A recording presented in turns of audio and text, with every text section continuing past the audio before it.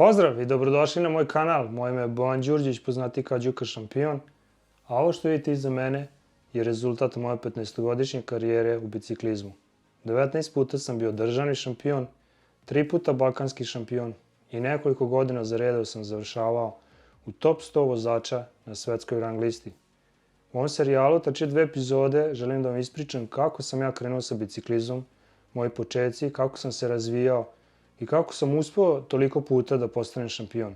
I da vam dam par saveta kako vi da budete najbolji i kako da napredujete u svom treningu. Zato ostanite sa mnom pa da krenemo. I'ma run this town. Fire in my soul, got my eyes on the ground. I can't help myself lately, can't turn myself down. I'm in love with you, baby, but I let you down. I can't die in this town, I won't die in this town.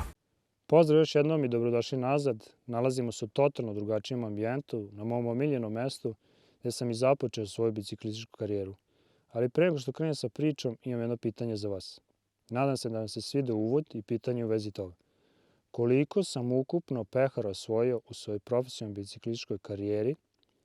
Vaš odgovor pišite dole u komentaru, a onaj ko pogodi tačan broj ili bude najbliži tom broju dobit će potpuno besplatno trening plan za bicikliste, mesec dana trening plan za bicikliste, nebitno da li se bavite planinskim biciklizmom ili drumskim. Znači, koliko sam ukupno pehara osvojio u svojoj biciklističkoj karijeri. Pišite vaš odgovor u komentarima, pa da vidimo da li ćete uspjeti da pogodite. Jedan savjet, ne vredi da stopirate video sa uvoda i brojite pehare, jer nisu svi pehari stali na policu iza mene. I mala pomoć, više od 20, a manje od 150. Srećno! Pa da krenemo sa pričom. Odrastao sam i rođen u Sremskim Karlovcima, malo mesto nadomak Novog Sada i na obroncima Fruške gore. Mesto idealno za bavljanje planinskim biciklizmom. Fruška gora je pruža odlične terene za bavljanje ovim sportom i tu sam ja sa par drugara krenuo prvo u vožnje, u avanture, istraživanje Fruške gore, a posle smo shvatili da je to jedan ozbiljan sport i neki od nas su se posvetili više sportu, a neki su ostali i dalje u tom avanturističkom duhu samo da voze po Fruškoj gori i istražuju nove staze. Ceo svoj život sam proveo na biciklu. Prvo, naravno, sam imao poni kad sam bio mlađi i non stop sam vozio u Karlovcima gore dole. Porodična kuća je bila dole u ravnijem delu, a rodbina i baba su mi bili gore u Brdovitom i svaki dan sam išao gore dole na tom poni biciklu.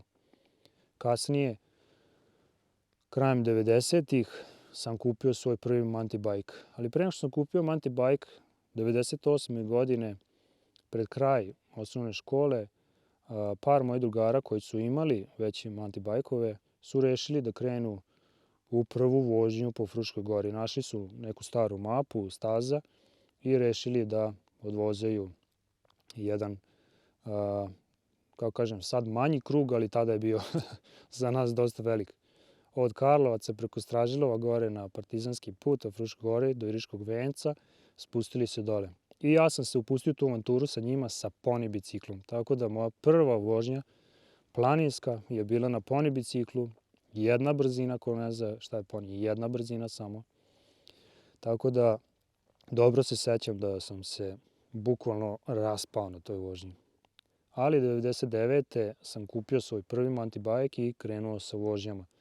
Tih godina jedan od mojih najboljih drugara, Jovan, je već krenuo sa ozbiljnije bavljanje planinskim biciklizmom. Učlanio se u biciklistički klub Fanatik iz Novog Sada i već je išao na trke. Svaki put kad se on vrati sa trke, ja sam dolazio kod njega i on mi je pričao kako je tekla trka, gde su vozili, kako je bila staza. Ja sam tu pijao i zamišljao kako sam ja tamo, vozim, sve te terene, kako sam rekao već, zamišljao u glavi i sve mi se to jako svidelo. I 2000. godine ja i još jedan drugar smo otišli da gledamo Jovana na Popovici, mesto na Fruškoj gori, gde je bila popularna trka u planinskom biciklizmu. Otišli smo da gledamo našeg drugara Jovana i tu je jedan od sudija bio Igor Nešović, moj sadašnji prijatelj, koga nisam video dugo. On je bio sudija pored staze i tu smo ja i ovaj drugar koji smo došli da gledamo trku, rekao, a što vi radite, imate bajkove, što ne biste vi, kao, što se niste priključili, što niste startovali, znaš, mi tek krećemo, gledamo. Kao, treba da probate i te reči njegove koje on tada izgovorio su meni urezane, evo i 20 godina posle, tačno se sećam i to me pokrenulo da probam da se takmičim u biciklizmu, a on je izgovorio, treba da probate, staneš na start, pa kad sudija kaže minut do starta, 30 sekundi do starta, a tebi adrenalin sve više i više skače, naoštren si da kreneš, da se trkaš i onda sudija da znak za start i svi kreću, pun gas, leti, sitno kamenje na sve strane, ako si startovao naravno nekom šljunku, a uglavnom se startuje, svi cepaju pun gas, treba da osetite tu energiju, taj adrenalin i te reči su se meni toliko urezale da sam ja rekao, ja moram da probam ove godine neku trku. Tako da sam 2000.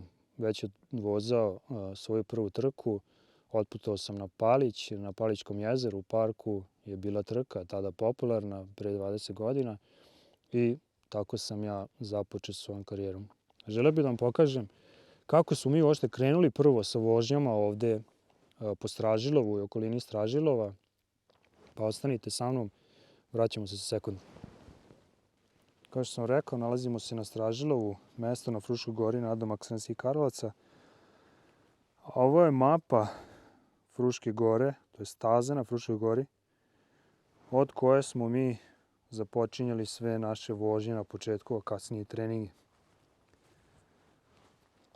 Dolazili smo od Sremskih Karlovaca do Stražilova, Novi Sad je gore.